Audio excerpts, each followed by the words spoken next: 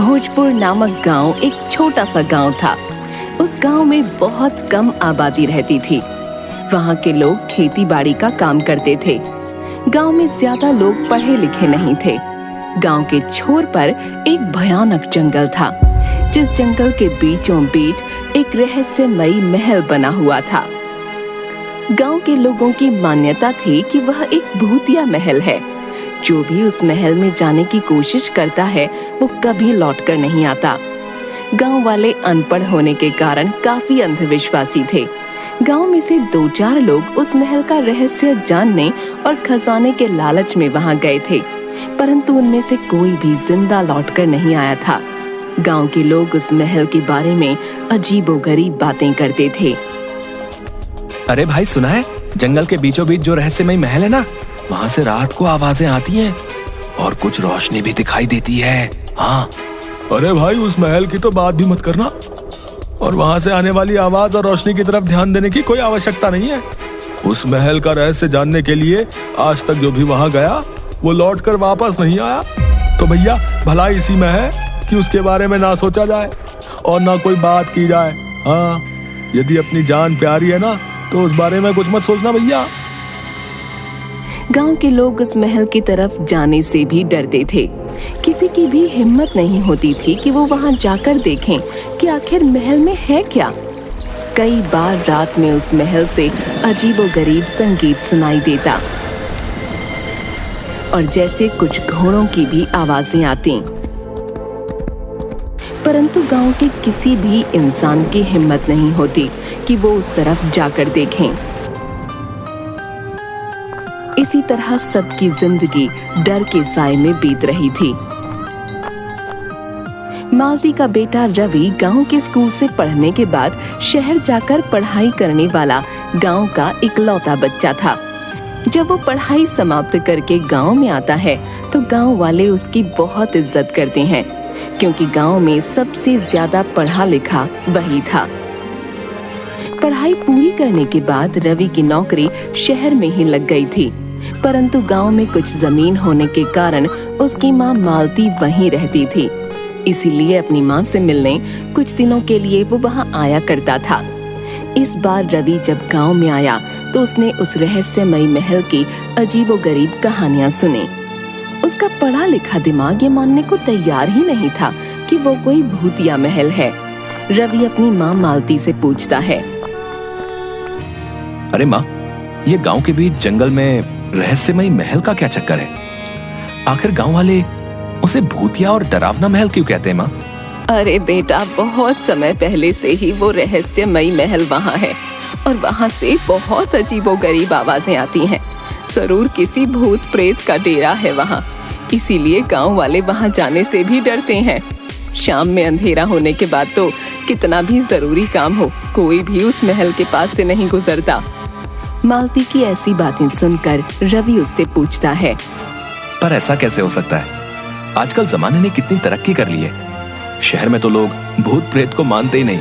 मैं भी नहीं मान पा रहा हूँ कि वहाँ कोई भूत प्रेत है। सुनो बेटा, तुम थोड़े दिनों के लिए ही यहाँ रहने आए हो। मेरे साथ समय बिताओ और मजे से यहाँ रहो। उस महल की बातें तो तुम छोड़ ही दो। आज के बाद उसके बारे में बात भी मत करना।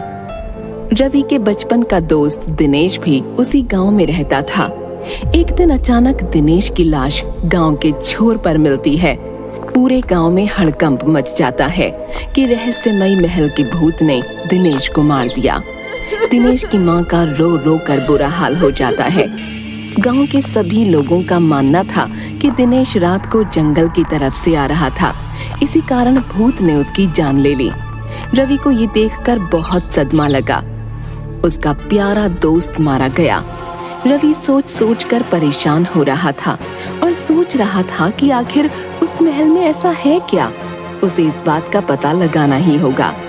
रवि मन ही मन सोचता है, यदि मैंने अपनी माँ से इस बारे में कोई बात की तो वो मुझे वहां जाने की इजाजत कभी नहीं देंगी। मुझे उनसे झूठ बोलकर और छुपकर वहां जाना होगा और वहां का रहस्य जानना होगा। परंतु मैं अकेला ये सब नहीं कर सकता। मुझे किसी समझदार व्यक्ति को अपने साथ लेना होगा, जो कि अंधविश्वासी ना हो और हिम्मत वाला भी हो। काफी सोचने के बाद रवि के दिमाग में एक आइडिया आता है। गांव की पुलिस चौकी में उसका एक दोस्त हवलदार की नौकरी करता था। उसे लगा कि वही उसकी मदद कर सकता है। रवि अपने दोस्त मोहन के पास जाता है।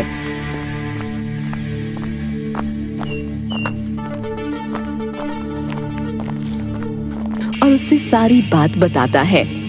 देखो मोहन, ये गांव वाले तो अंधविश्वासी हैं, परंतु मेरा दिमाग नहीं मान रहा कि वहां कोई भूत प्रेत है।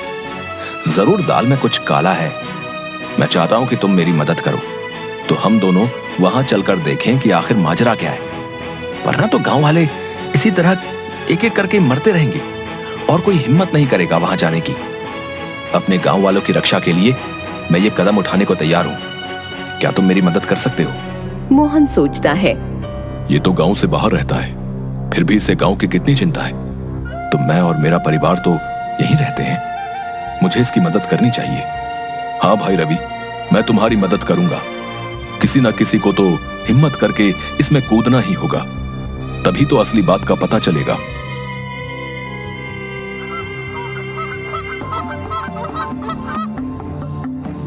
एक दिन रवि और मोहन प्लान बनाते हैं कि रात को वो लोग अंधेरा होने से पहले ही पेड़ की कुछ पत्तियां लगाकर वहीं रहस्यमयी महल के पास पेड़ों के बीच छुप जाएंगे और महल पर नजर रखेंगे। दोनों महल के पास छुप जाते हैं और उस महल के रहस्य को जानने का प्रयास करते हैं। कुछ देर बीत जाने पर अचानक घोड़ों के दौड़ने की आवाज आती है। सामने से कुछ घोड़ों पर सवार नकाबपोश लोग रहस्यमयी महल के द्वार पर आते हैं और घोड़ों को वहां बांधकर कुछ सामान उतारते हैं। अरे चलो भाई, जल्दी जल्दी से सामान घोड़ों से उतारो और अंदर गुफा की तरफ ले चलो। दो घुड़सवार मिलकर उस महल के मुख्य द्वार पर लगे बड़े से पत्थर को हटाते हैं और सामान लेकर अंदर चले जाते हैं। रवि और मोहन हिम्मत करके थोड़ा आगे बढ़ते हैं। उन लोगों की बातें सुनने की कोशिश करते हैं। अरे भैया, आज तो बहुत अच्छा डाका डाला, अच्छा माल हाथ लगा है। अब तो कुछ दिन बहुत मस्ती में बिताएंगे। हाँ सरदार, आज तो हमारी लॉटरी लग गई और हमने काफी माल यहाँ इकट्ठा भी तो कर रखा है। ये तो शुक्र हो मूर्ख गांव वालों का, जो भूतों का डेरा समझकर इसे रहस्यमयी महल मान चुके हैं और यहाँ पर आने की हिम्मत नहीं करते, और हमारा चोरी का सारा सामान यहाँ सुरक्षित पड़ा रहता है। बस उनकी बातें सुनते ही रवि और मोहन को सारा माजरा समझ आ गया कि ये लोग डाकू हैं और डाका डालकर सारा सामान यहाँ छुपाते हैं। लोगों को इस बात का पता न चले, इसीलिए इन लोगों ने इसे रहस्यमयी महल बना रखा है। तभी अंदर से आवाज आती है। अरे भाई, जरा वो भूतिया डरावना म्यूजिक भी तो लगा दो, ताकि हल्की हल्की आवाज गांव तक जाए और गांव वाले बेचारे डर के मारे घरों में दुबक जाएं। ऐसा माहौल बनाकर रखेंगे तभी तो ये जगह हमारे लिए सुरक्षित रहेगी। सभी डाकू घोड़े पर बैठकर वापस निकल जाते हैं। उनके चले जाने की कुछ देर बाद रवि और मोहन रहस्यमयी महल के अंदर जाते हैं।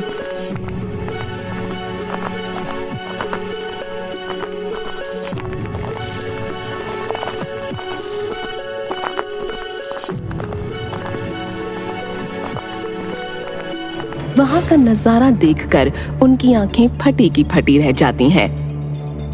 अरे देखो, कितना लूट का सामान जोड़ रखा है यहाँ। ये लोग तो बहुत ही खतरनाक डाकू हैं। कितना गलत काम करके इतना माल इकट्ठा कर रखा है और लोगों के अंदर ये डर डाल रखा है कि ये भूतिया रहस्यमयी महल है, यहाँ कोई ना आए।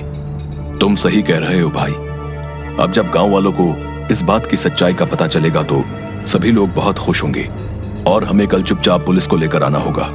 इन डाकुओं को रंगे हाथ पकड़ना होगा। इन लोगों ने तो गांव वालों के मन में खौफ डालने के लिए न जाने कितने लोगों को मौत के घाट भी उतार दिया।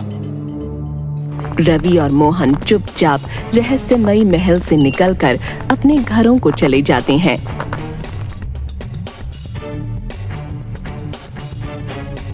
और अगले दिन पुलिस और गांव वालों के साथ आने का प्लान बनाते हैं।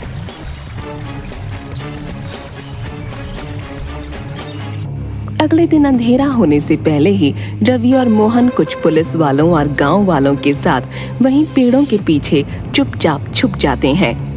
कुछ देर बीत जाने के बाद घोड़ों के दौड़ने की आवाज आती है और डाकू उन पर सवार होकर रहस्यमयी महल के पास आ जाते हैं। पहले दिन की तरह ही लूट का माल अंदर रखने के लिए वे लोग गुफा का दरवाजा खोलते हैं और अंदर की तरफ चले जाते हैं। बस अब यही मौका था उन लोगों को पकड़ने का। पूरी तैयारी के साथ पुलिस के आदमी अपने हाथ में बंदूक लिए आगे की तरफ बढ़ते हैं और पीछे पीछे रवि और कुछ गांव वाले भी चल पड़ते हैं। पुलिस डाकुओं पर धावा बोल देती है। अरे खबरदार, जो किसी ने हिलने की कोशिश की, आप लोग पुलिस की पकड़ में आ चुके हैं। रे जो जहाँ खड़ा है वहीं खड़ा रहे। किसी ने हिलने की कोशिश भी की ना तो वो अपनी जान गवा बैठेगा भाई।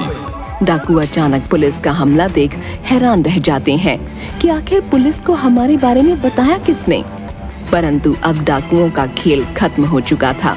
पुलिस डाकुओं को पकड़ कर ले जाती है और जेल में डाल देती है। उस रहस्यमयी महल से लाखों का सोना, चांदी और रुपया मिलता है, जिसे पुलिस सरकारी खजाने में जमा कराने के लिए एकत्र कर लेती है। रवि, तुमने और मोहन ने अपनी जान पर खेलकर इनामी डाकू को पकड़वाया है। इन पर 5 लाख का इनाम सरकार ने घोषित किया हुआ था, जो कि अब तुम्हें मिलेगा। शाबाश।